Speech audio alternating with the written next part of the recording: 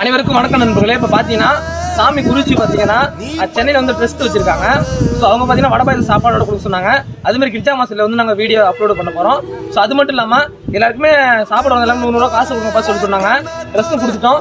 இவங்க தான் நண்பர்களே, இவங்க எங்கே இருந்தால் நல்லா இருக்கணும். நீங்கள் எல்லாருமே காசு கொடுத்துட்டோம் நண்பர்களே.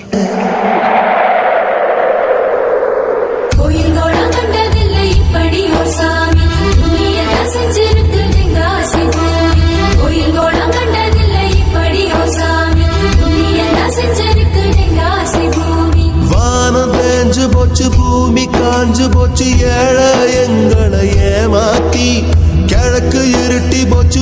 ஐயா தோர நீ பல்லா